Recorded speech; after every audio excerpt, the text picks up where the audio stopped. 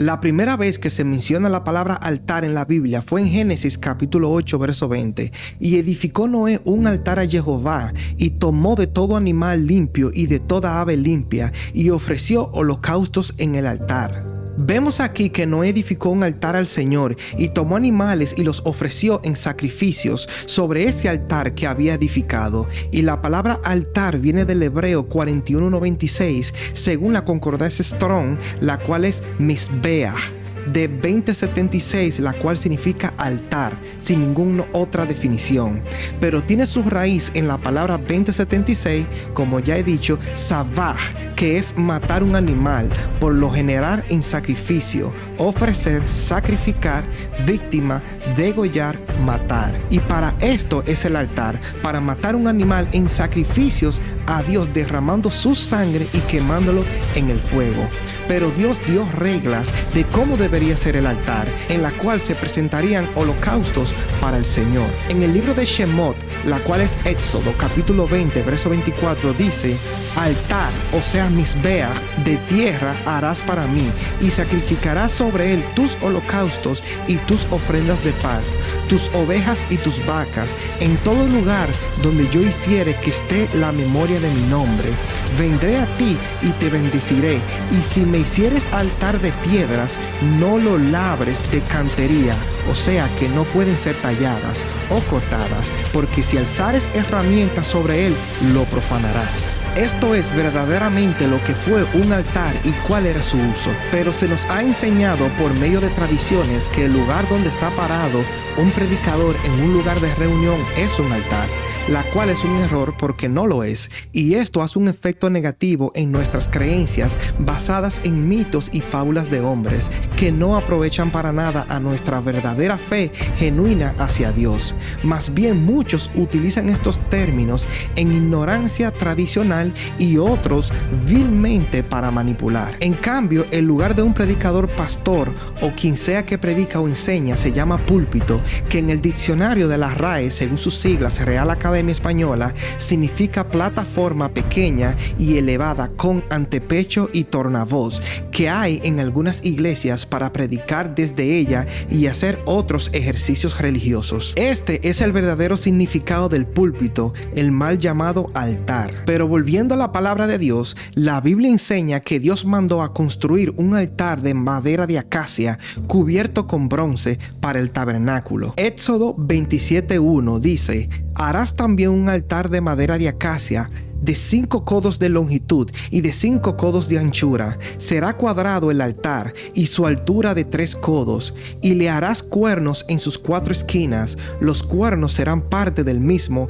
y los cubrirás de bronce. El altar era movible, al igual que todo lo que tenía que ver con el tabernáculo, ya que constantemente tenían que moverse en el desierto. Por eso Dios mandó a que el altar fuera de esta manera. Como dice en Éxodo capítulo 38, verso 4: e hizo para el altar un enrejado de bronce de obra de rejilla, que puso por debajo de su cerco hasta la mitad del altar. También fundió 4 anillos a los 4 extremos del enrejado de bronce para meter las varas, e hizo las varas de madera de acacia y los cubrió de bronce, y metió las varas por los anillos a los lados del altar para llevarlo con ellas. Hueco lo hizo de tablas. Pero posteriormente, en el templo de Dios terrenalmente, construido por el rey Salomón, hijo del rey David, el altar era enorme y permanente, hecho totalmente de bronce, y que no fue hecho para transportarse, sino que era estacionario.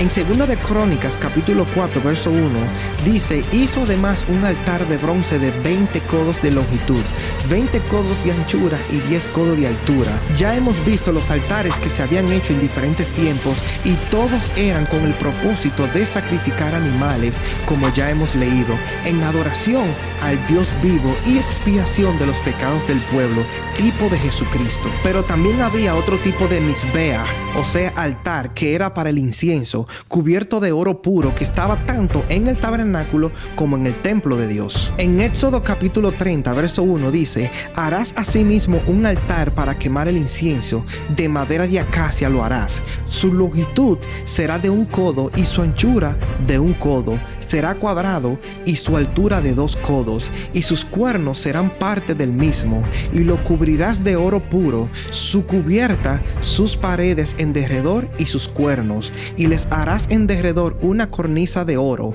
Le harás también 2 anillos de oro debajo de su cornisa, a sus 2 esquinas a ambos lados suyos, para meter las varas con que será llevado. Harás las varas de madera de acacia y los cubrirás de oro, y lo pondrás delante del velo que está junto al arca del testimonio, o sea, el arca del pacto, delante del propiciatorio que está sobre el testimonio, donde me encontraré contigo, y a Aarón quemará incienso aromático sobre él.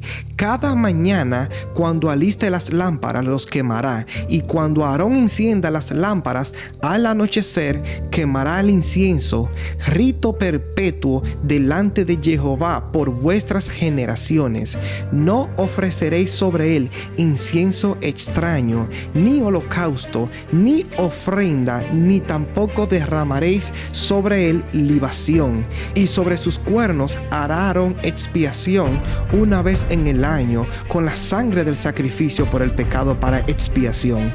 Una vez en el año lo hará, expiación sobre él por vuestras generaciones. Será muy santo a Jehová. Aquí vemos que este tipo de altar era más pequeño y no era para sacrificar animales, ni tampoco incienso extraño, y mucho menos libación, la cual significa que entre los antiguos paganos era una ceremonia religiosa que consistía en derramar vino u otro licor en honor a los dioses paganos, o sea, tremenda profanación. Este altar era para quemar incienso aromático a Dios en el boquer, o sea, en el amanecer, y en el ereb, lo cual es el anochecer, todos los días perpetuamente. Y a este lugar del tabernáculo o del templo solamente tenían acceso los levitas sacerdotes y el sumo sacerdote, la cual también el sumo sacerdote una vez al año, que era para el día 10 del mes séptimo, la cual es Tishri, para Yom Kippur, debía derramar sangre de sacrificio sobre los cuernos para expiación por el pecado. Todas estas cosas representaban a Yeshua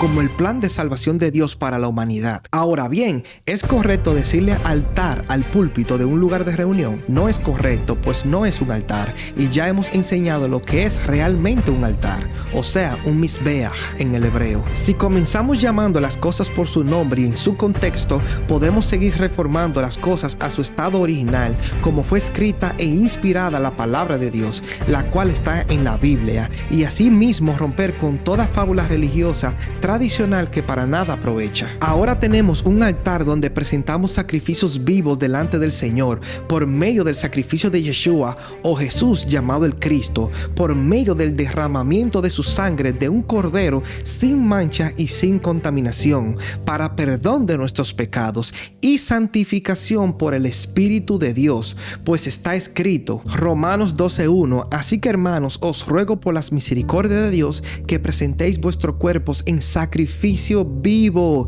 santo, agradable a Dios, que es vuestro culto racional.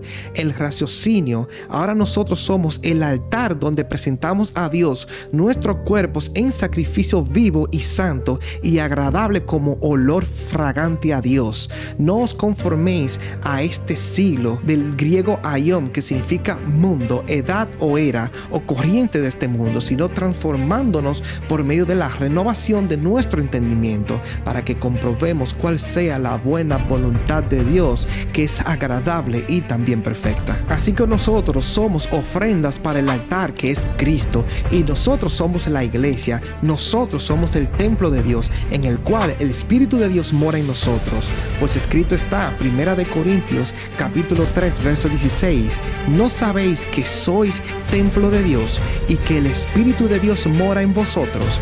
Si alguno destruyere el templo de Dios, Dios le destruirá a él, porque el templo de Dios, el cual sois vosotros, santo es. Por lo tanto, el famoso paso al frente o llamado al altar no es bíblico en ninguna manera, ni tampoco fue parte de la iglesia primitiva y ni posterior a ella por más de 1850 años. Un corazón quebrantado y arrepentido de verdad, con un deseo de cambiar el rumbo de su vida, no necesita ir al frente o a un supuesto altar para ser influenciado por emociones temporales, sino un convertimiento nacimiento genuino por el nuevo nacimiento en Cristo Jesús, como está escrito en Hebreos capítulo 4, verso 14. Por tanto, teniendo un gran sumo sacerdote que traspasó los cielos, Jesús, el Hijo de Dios, retengamos nuestra profesión, porque no tenemos un sumo sacerdote que no pueda compadecerse de nuestras debilidades, sino uno que fue tentado en todo según nuestra semejanza, pero sin pecado.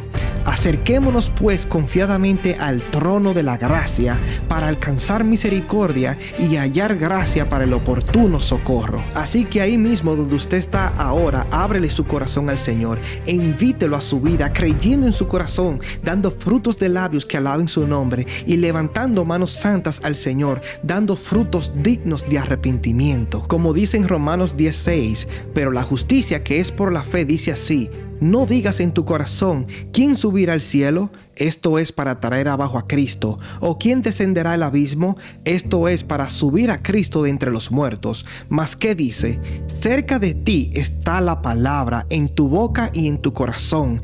Esta es la palabra de fe que predicamos, que si confesares con tu boca que Jesús es el Señor y creyeres en tu corazón que Dios le levantó de entre los muertos, serás salvo. Porque con el corazón se cree para justicia, pero con la boca se confiesa para salvación. Pues la Escritura dice: todo aquel que en él creyere no será avergonzado. Y en todo el Nuevo Testamento la palabra altar se menciona 21 veces como susiasterión, del griego 2378 según la concordancia Strong, que significa lugar de sacrificio, altar, y se menciona hablando de las cosas que se hacían en el templo de Dios concerniente al sacrificio de las ofrendas de animales y de eventos que pasaron, como la muerte de Zacarías, quien fue muerto entre el templo y el altar. Por lo tanto, esto no es templo, tampoco es iglesia. Esto es un lugar de reunión, del griego sinagoga, sea judía o cristiana, en la cual adoptamos tradicionalmente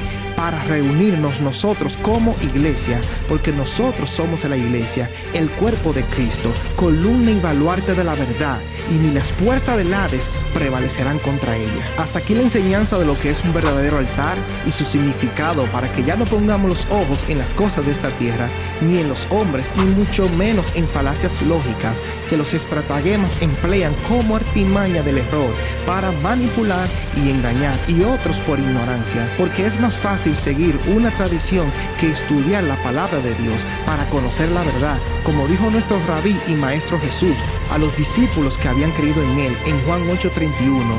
Pero si nosotros permanecemos en su palabra, seremos verdaderamente sus discípulos y conoceremos la verdad, y la verdad nos hará libre. Dios se le bendiga abundantemente. Shalom.